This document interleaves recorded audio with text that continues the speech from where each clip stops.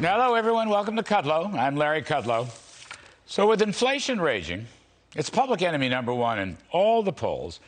A heavy dose of consumer pain when buying groceries or gasoline or home heating fuel. You would think President Biden would appoint people to the Federal Reserve that would understand the importance of curbing inflation. Think Ronald Reagan and Paul Volcker 40 years ago. But no, once again, Biden has gone big woke. Big woke means Green New Deal. Climate is an existential threat. Big woke means equity, diversification, gender, and racial disparities.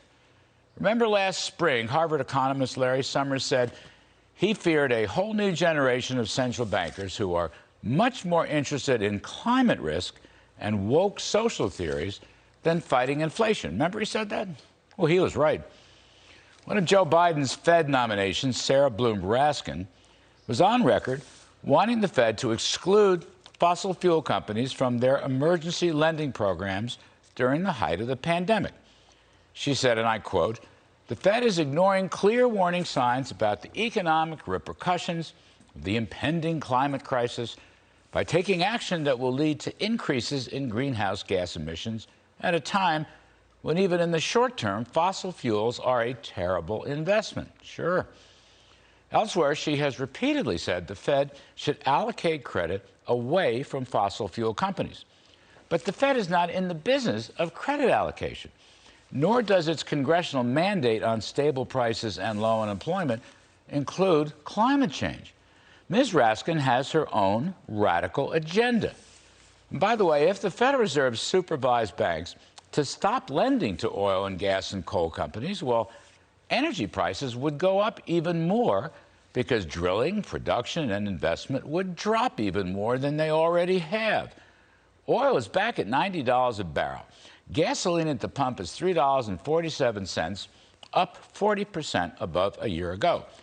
In other words, contrary to the Fed's mission and ignoring the current high inflation reality, Raskin's radical left woke attack on fossil fuels would raise inflation substantially more. And frankly, this view should disqualify her. Just saying. Then, she's also got an ethics problem with her lobbying the Federal Reserve for a fintech company called Reserve Trust. She did this lobbying after leaving the Fed and then leaving the Obama Treasury and covered Fed privileges that no other fintech company ever got.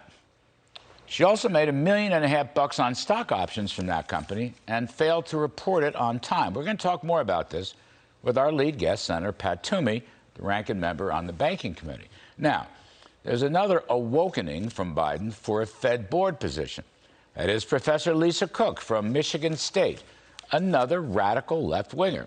I will quote economist John Cochrane from the Hoover Institution, who scanned her publications and said, quote, "You will find essentially nothing related to monetary policy, monetary effects on employment, interest rates, inflation, financial regulation, or other traditional Fed topics," end quote.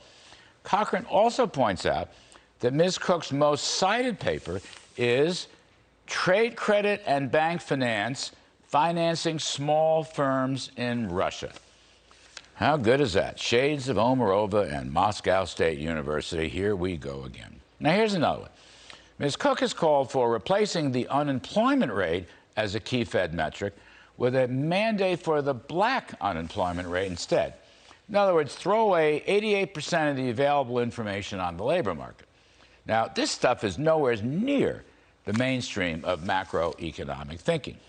And by the way, Cook hates Donald Trump, despite the fact that under Mr. Trump's policies came the lowest black unemployment rate in the history of that statistic. Yep. But that didn't stop her from calling him a fascist, saying his administration has led America down the path to a genocide similar to the Holocaust. She believes America is racist. She supported bailing out rioters. She's called NASCAR folks uneducated rednecks. And she also favors slavery reparations.